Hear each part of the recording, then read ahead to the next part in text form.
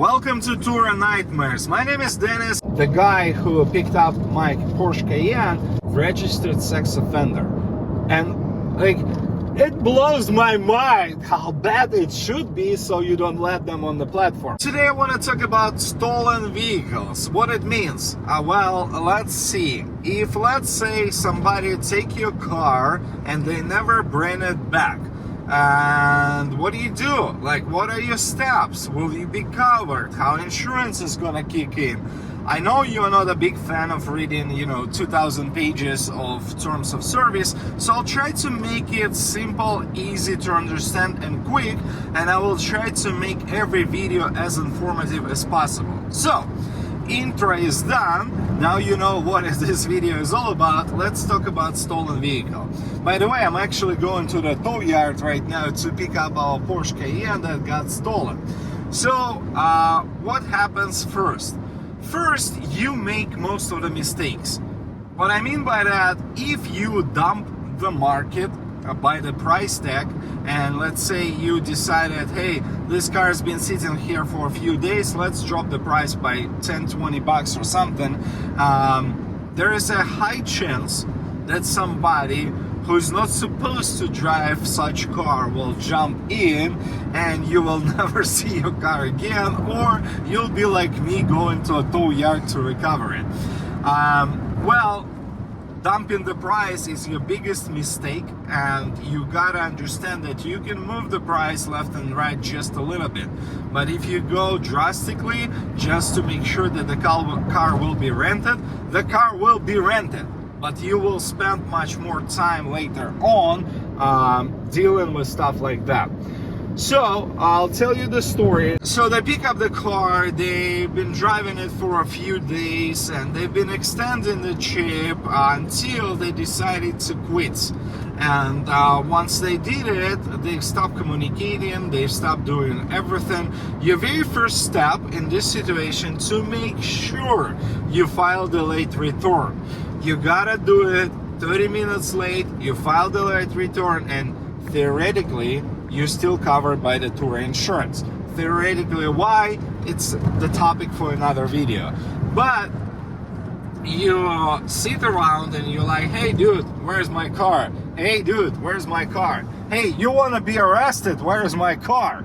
So if that doesn't work and 24 hours passed, you have to contact trust and safety. You have to escalate to trust and safety. That's what the terms of service will guide you.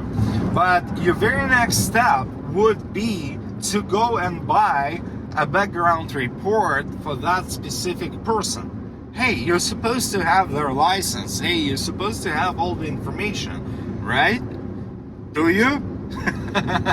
So if you do, you go and buy the background report. It will tell you where the car potentially can be parked.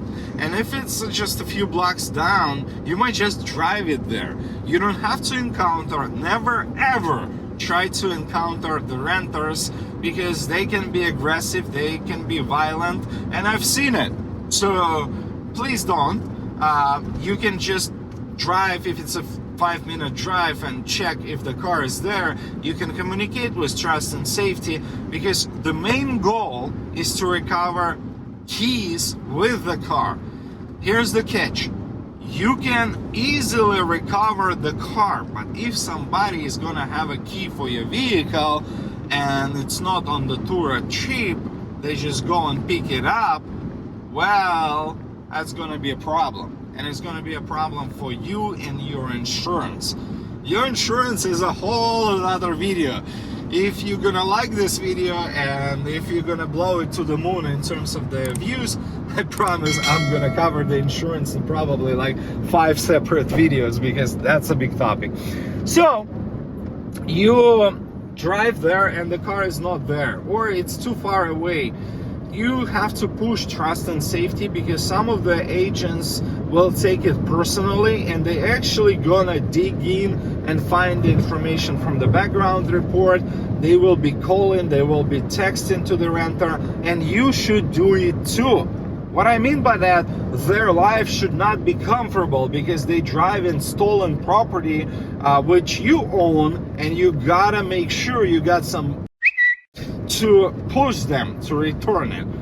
Can I swear on this channel? Is it for kids? No? I feel like it's gonna bring some more value if I will start swearing. I'll try not to. So, you gotta bug them. You gotta bug the hell out of them. I've had great success with number of situations like that where I was calling endlessly from different phone numbers. I was texting, and one of the things that you have to learn, if your car is outstanding for more than 24 hours and you cannot get a hold of the renter or anything, send the same text message to all numbers that you can possibly think of that they can read and see, stating, hey, my car is outstanding more than 24 hours. I did not authorize you to drive it because you didn't pay for extension, and you have to return immediately. What's your ETA?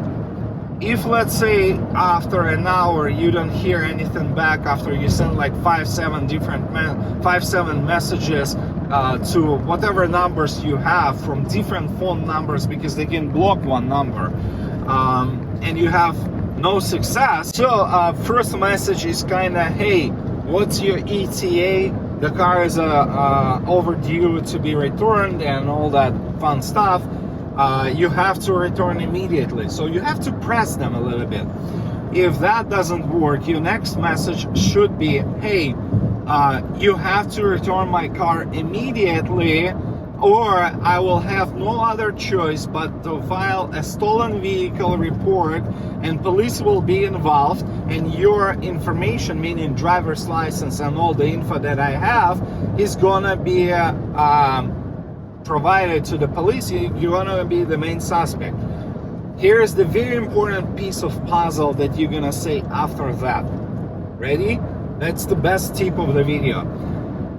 The last time that happened, the renter was stopped on freeway at the gunpoint, arrested, and prosecuted.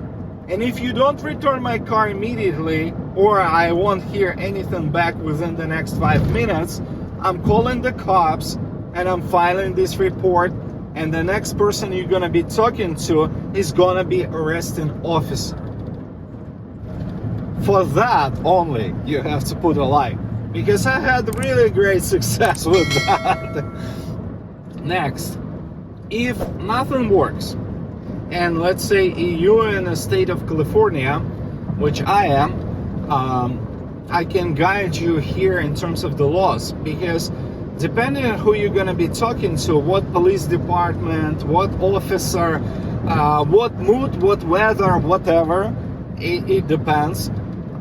They can take your police report as soon as like 24 hours, but here in San Francisco Bay, they tend to say, hey, you gotta have 72 hours because this is more a civil matter until you go past 72 hours, and after that you can file a stolen vehicle police report.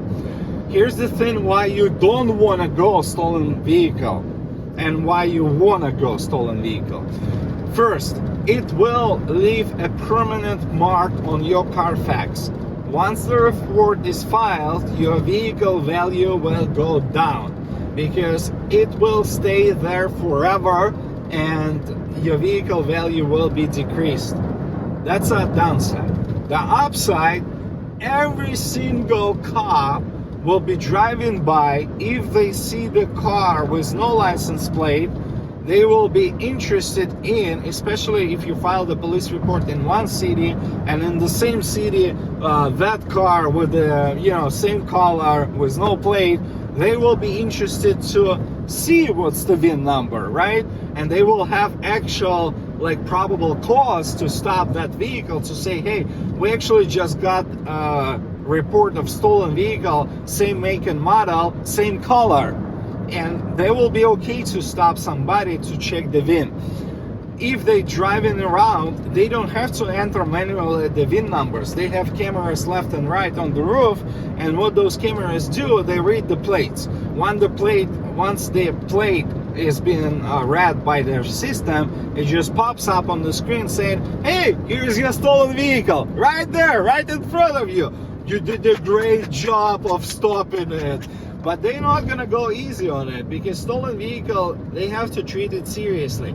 It can be violent, violent, like somebody broke in with the guns or something and steal the vehicle, or somebody picked up the car on the street, or somebody rented out, like our case, and never return it. That's the same thing for them. It's a stolen vehicle. So the process is going to be beautiful, and you're going to like it, because they will pull up the guns, they will do the whole 9 yard, they will arrest, and they will call you. And that's the reason why you should start picking up unknown numbers once you file a stolen vehicle report, because, hey, I'm an officer, I just found your vehicle, will you be pressing charges? And now you have to say yes. Here's the catch. If those stole your vehicle, you gotta prosecute them. You gotta at least try to push them into the system and make their life uncomfortable, because no one is gonna cover your time that, like, I'm driving right now to the tow yard, right? Nobody is gonna pay for that. Nobody is gonna pay for your headache, and sometimes you gotta deal with that stuff in the middle of the night, because they can stop the vehicle in the middle of the night. So you have to respect my time, your time, and everybody's time, and say, yes, I will be prosecuting this person because they took my property without my authorization and they had no right to drive this stolen vehicle. So once you do that, they want to be arrested, booked, and the best part, if the video is gonna blow, I'll show you how to get a mugshot. So you can have an entire collection of the bad guests. You don't have? You don't do it? Wow. You'll get there. So you're gonna have the entire mugshot collection of the guests that you will never ever rent again. And your next step after you recover the vehicle is going to be filing your late return, getting the money from late return, getting the money from smoking violation, getting the money from cleaning violation, getting the money from improper return. And those are very important parts, because otherwise, like, why the heck I have to do it when Turo kind of supposed to get me covered? And let me give you another very important piece of information, so you're not going to be living on the cloud. Turo does not, and I repeat, does not run the background checks on the guests until they pretty much get the car. And after they get the car, I've heard from Trust and Safety saying that they run the background check after they get into this situation. So, believe it or not, you're letting to drive those cars to the people that will have criminal records, that will have issues in the past. And the guy who picked up my Porsche Cayenne actually has a criminal record, multiple criminal records. And I'll tell you the most important one, I believe he's a registered sex offender. And like, it blows my mind how bad it should be, so you don't let them on the platform. Again, the topic for another video. So I'm only 9 minutes away, and I gave you a couple of very interesting bits and things to process. Please process. Please comment down below, let me know what you think, and maybe you have advice for me and everybody else. So I feel like we have to start placing bets. How about $100 bet that the car is gonna be trashed? Because I know I'm gonna win that, right? How about $500 bet that the car will have damages? Those people don't know how to drive. Like, we actually, when we spoke to the arresting officer, we actually always ask another question that's very important. What's the condition of the car? Because you don't want to drive somewhere to the tow yard, like I'm going to Auckland right now, and find out that the car has no wheel, or the suspension is damaged or something, right?